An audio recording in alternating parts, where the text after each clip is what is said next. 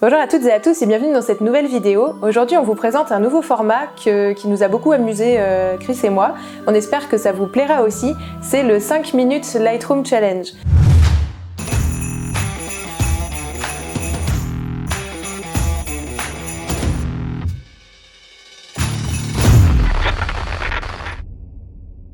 Donc en fait c'est basé sur tous les 5 minutes challenge qu'on trouve partout sur internet. Donc moi j'avais vu ça principalement avec des dessins. Donc des artistes avaient 5 minutes pour dessiner un sujet qui leur était imposé et je trouvais ça plutôt rigolo.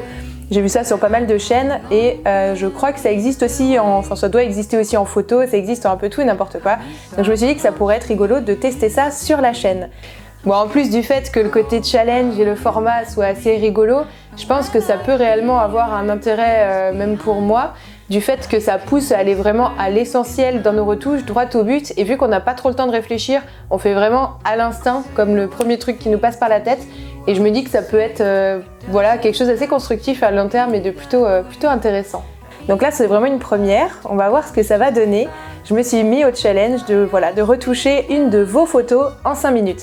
Donc pour ces premiers challenges, c'est une photo de Kaya Photographie. Donc à chaque fois que je retoucherai une de vos photos, je mettrai bien sûr les liens de vos réseaux sociaux en commentaire. Donc là, n'hésitez pas à aller voir les photos de Kaya Photographie et de voir comment elle retouche ses photos. Donc bien sûr, petit disclaimer avant de commencer, comme je retouche une photo que ce n'est pas moi qui ai prise, ça me met déjà un petit peu la pression, faut dire ce qu'il y a parce que j'ai envie de faire honneur à vos photos, mais ça ne veut absolument pas dire que ma façon de retoucher est la bonne, absolument pas. Clairement, je me considère pas du tout comme une experte en retouche photo, ni sous Lightroom, ni sous Photoshop. C'est vraiment juste pour vous donner une petite idée de ma façon de faire, parce que vous avez été nombreux à me demander des tutos retouches, donc à voir ma façon de retoucher les photos. Et ce qu'il faut savoir, c'est qu'il y a des milliards de façons de retoucher une photo au niveau des goûts, les couleurs, voilà, tout ça. Et en plus, au niveau des retouches, il y a toujours plusieurs façons de faire la même chose sous tout logiciel. Donc voilà, je ne suis absolument pas une référence, c'est vraiment une petite vidéo pour vous montrer comment moi j'aurais fait. Et en plus, il y a le challenge supplémentaire de faire ça en seulement 5 minutes. Donc ça peut me pousser à faire un peu n'importe quoi, il y a des choses que j'aurais pas forcément fait comme ça d'habitude. C'est juste pour vous donner une petite idée de comment j'aurais pu aborder cette photo, des petites idées qui me sont venues en voyant la photo, un petit peu ma façon de faire. Et aussi, du coup, bien sûr, en 5 minutes, c'est très court, donc je vais survoler certaines explications, même si je vais essayer de faire au mieux pour vous commenter au fur et à mesure ce que je fais et pourquoi. Donc, surtout, ce qui sera très important après, c'est que si j'ai abordé quelque chose un peu vite et que vous avez envie que je vous fasse un vrai tuto retouche sur ce sujet-là et ce point-là précis ensuite, n'hésitez pas à me le demander en commentaire. Et allez, tout de suite, c'est parti, on commence.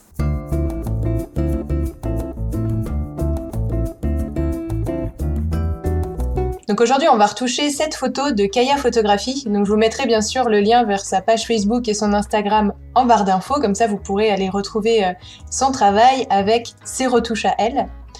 Et donc, c'est parti, on va lancer le timer de 5 minutes. Top, c'est parti. Oh, en plus, mon téléphone, il fait un espèce de clic, ça va me stresser. Alors, que faire de cette photo? Donc, elle m'a dit, en m'envoyant cette photo, que ce qu'elle voulait, c'était faire un look post-apo. Donc, pour faire un look post-apo, déjà, je trouve que cette photo, elle est beaucoup trop verte. Enfin, le vert fait beaucoup trop gentillet, printemps, etc. Donc je pense que je vais aller dans l'onglet TSL couleurs et traficoter les verts de l'image, ça c'est sûr et certain. Ensuite, moi j'aime bien les photos très contrastées.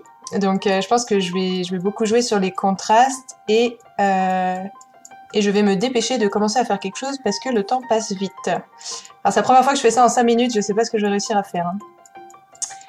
Donc, on commence dans les réglages de base. Déjà, niveau exposition, ça me semble un poil clair. Ouais. Donc, si vous voulez voir si vous avez un doute sur une photo, si elle est trop claire ou trop sombre, vous pouvez activer ici comment ils appellent ça? L'encrétage des ombres et l'encrétage des hautes lumières. Donc, ça va vous afficher, voilà, ici, par exemple, ça clignote ça s'affiche en rouge. Ça veut dire qu'il y a trop de hautes lumières à cet endroit-là. On a perdu les détails dans les zone très claire. Par contre, dans les ombres, il n'y a pas de souci. Si jamais on avait trop de sombre, voilà, ça s'afficherait en noir ici. Ok, donc je vais baisser un tout petit peu l'expo de la photo, mais j'ai pas envie de perdre trop de détails. En fait, je vais pas faire ça.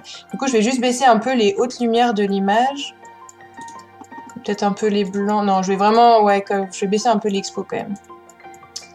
de la photo, voilà, pour pas avoir de zone trop surexposée. Ensuite, oh là là, 3 minutes 22, j'ai rien fait. Je vais faire un filtre radial pour assombrir encore autour de lui, mais sans toucher à la luminosité du modèle. Donc je vais inverser le masque, sinon ça fait l'inverse de ce que je dis. Voilà, je vais assombrir un peu l'ambiance autour de lui. Et je vais ajouter tout de suite un petit peu de contraste. Et c'est beaucoup trop sombre sur lui, donc je vais éclaircir un peu sur lui. J'ai l'impression de faire n'importe quoi là avec la pression du chronomètre. Hop. Voilà, ça me paraît pas mal. Et je vais aller tout de suite toucher les verts. Donc j'hésite, comment je vais faire? Je pense que je vais pas tellement changer leur teinte. Je vais surtout les désaturer. Si je vais peut-être un peu les jaunir aussi. Et baisser la lumière juste sur eux aussi. Voilà, comme ça on est sur un truc un peu plus sale, ça fait moins printemps déjà, voilà, en 2-3 clics. Et je suis à la moitié du temps, oh là là. Moi ce que j'aime bien faire, c'est toucher à la courbe des tonalités. En fait, ça va vous permettre de trifouiller les contrastes de votre image un peu plus précisément. Donc ici, vous avez les zones sombres et ici les zones plutôt claires. Moi ce que je fais, c'est que je me base sur un contraste moyen pour cette courbe. Et je vais j'aime bien les blancs un peu crémeux, donc je vais baisser un peu les blancs et foncer un peu les noirs. Donc ici, vous pouvez voir le avec et sans l'effet de la courbe, ce que ça fait. Donc vous voyez que ça bourrine un peu sur les contrastes. Donc je pense que je vais laisser tranquille les contrastes à ce niveau-là pour pas trop en faire non plus. Je pense que je vais augmenter un peu les ombres pour récupérer du détail sur le sujet. Et il fait encore trop beau à mon goût pour un truc post-apo. Au niveau balance des blancs, ça me paraît quand même pas mal. Qu'est-ce que je peux faire d'autre? Je peux peut-être donner un poil plus de orange dans les jaunes. Voilà, comme ça va encore un peu plus salir le fond, on va dire. Il manque un truc, mais je sais pas trop ce que je pourrais faire. Je dirais que c'est encore trop clair autour de lui. Je vais baisser un peu ça. On va laisser vague pour pas que ça se voit trop, ma retouche. On va laisser une zone assez smooth. Et voilà, il me reste 55 secondes. Qu'est-ce que j'ai le temps de faire en 55 secondes? Si on veut ajouter encore un peu plus de détails, on peut... Voilà, moi des fois je touche un peu à la clarté, donc il y a beaucoup de photographes qui disent que c'est le mal absolu de toucher à la clarté. Moi je trouve que des fois ça ajoute un peu de peps. Ah, je dirais il manque un poil de netteté sur son visage, donc si j'ai le temps, je vais ajouter un tout petit peu de clarté juste au niveau de son visage au moins. Voilà, par contre on n'a pas du tout de grain, donc c'est bien, j'ai pas besoin d'aller toucher à ça. Et au niveau du cadrage, j'en ai même pas parlé, mais en fait je trouve qu'il est pas mal. Enfin, en fait, j'aurais bien aimé laisser plus de jour à son regard, mais si je fais ça, je lui coupe les pieds, donc c'est un peu un dilemme. Je trouve que c'est mieux en fait le cadrage de base, honnêtement. Parce que j'ai vraiment peur, après on va couper les pieds et il me reste 5 secondes. Donc en noir et blanc, elle aurait pu être bien aussi, mais je pense que Voilà, c'est fini! C'est chaud quand même en 5 secondes. 5 minutes, oui, 5 secondes, j'aurais vraiment pas eu le temps de faire grand chose. Bon, bah voilà. Je vous montre le avant-après de ce que j'ai pu faire en 5 minutes. Honnêtement, je pensais que 5 minutes, ça nous laissait beaucoup plus de temps que ça pour la retouche. Donc c'est vraiment une première, cette vidéo. Donc c'est assez rigolo. Voilà, là, je suis trop sombre là en bas. J'ai perdu des détails sur les bottes et tout. J'ai vraiment perdu trop de détails sur le pantalon. Je pense que je suis beaucoup trop noire ici. J'aurais eu plus de temps, j'aurais... encore un petit peu plus j'aurais mieux géré mon exposition. Genre là, clairement, j'aurais mis plus de lumière sur lui parce que là, clairement, le pantalon, on voit plus rien, c'est dommage. Les taches et tout ça, c'était plutôt cool. Donc j'ai un peu craqué de ce côté-là. Et voilà, bon, par contre, globalement, je trouve quand même que le mood général de cette image est un peu plus post-apo comme ça. Bon, bah voilà, c'était le premier 5 minutes Lightroom Challenge. Franchement, je m'attendais pas, je me suis dit 5 minutes, ça va, je passe pas toujours autant sur certaines photos quand c'est une grosse série ou des choses comme ça. Mais en fait, si, clairement, 5 minutes, c'est extrêmement court, surtout quand c'est une photo qu'on n'a pas pris nous-mêmes. Franchement, ça rajoute vraiment de la difficulté, mais aussi un petit intérêt parce que c'est assez fun en fait, finalement, comme exercice. Et donc franchement, là, je suis allée super vite sur la photo. Il y a des choses que... bon voilà, que j'aurais pas fait comme ça en temps normal, etc.